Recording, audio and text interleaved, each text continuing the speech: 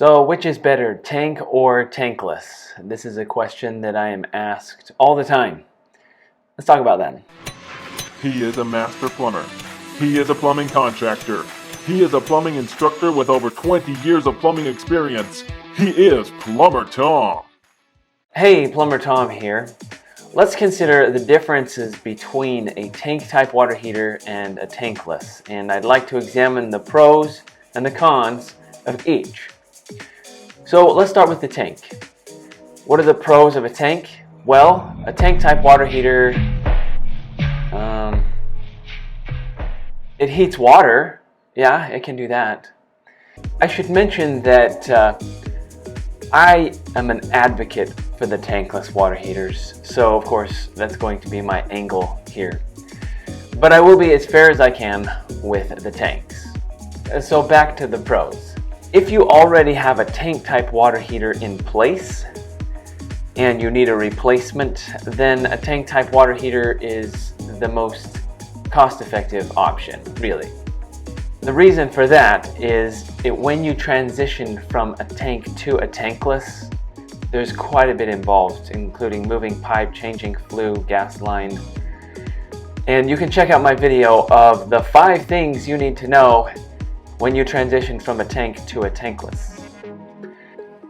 But a tank-type water heater, on the pro side, generally is a little more affordable than a tankless.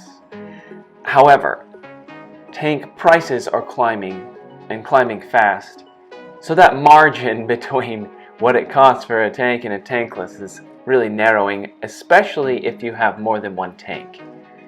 Let's talk about the cons of a tank-type water heater. They don't last as long.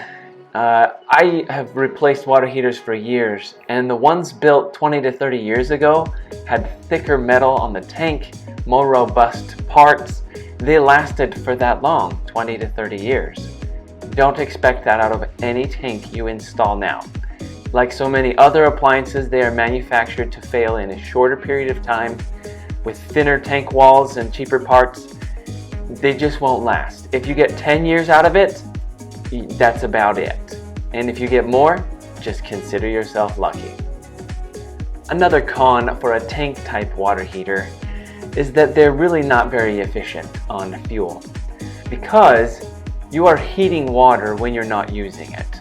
That tank is set to always keep a certain volume of water at a set temperature, whether you're there at home or not, whether you're using the water or not, and that's not efficient.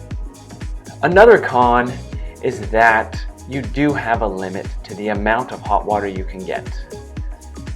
As hot water empties from the tank, it's replaced with cold water, so the temperature of the water is steadily declining while you use it, even if the burner's going. A really good tank will have a good recovery time and it can heat that water fast, but most are going to take an hour or two to get back to temperature. Alright, now let's talk about the pros and the cons of a tankless water heater. The pros are pretty strong in my opinion. First of all, you have no limit to the amount of hot water you can use. Shower after shower, or even multiple showers at a time.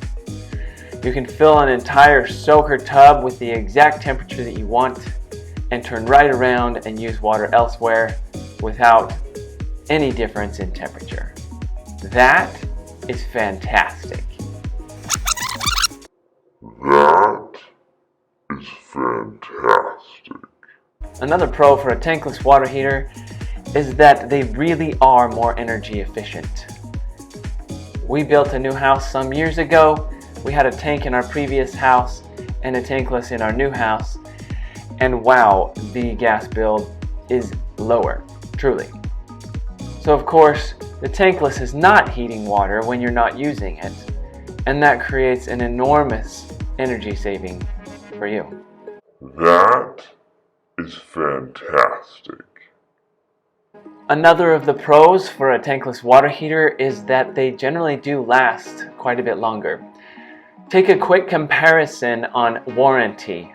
For pretty much any tankless, regardless of manufacturer, and a tank type water heater, you'll find that tankless warranties are longer. Now, a warranty is generally the manufacturer's indication of how long they think it will last, right? So you can expect to get about twice as long out of a tankless water heater, provided that it's maintained properly. Another one of the pros for a tankless water heater is that you have very specific control on the temperature. So it's nice to be able to set a temperature and know that it's going to continue to deliver that exact temperature as long as you have water running. That is fantastic. Are there any cons to a tankless water heater? There are a few.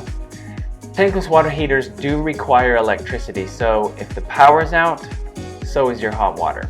Some people might look at the cost of a tankless water heater as a con. As I mentioned before, tank prices are rising, so that difference is not as big as it used to be.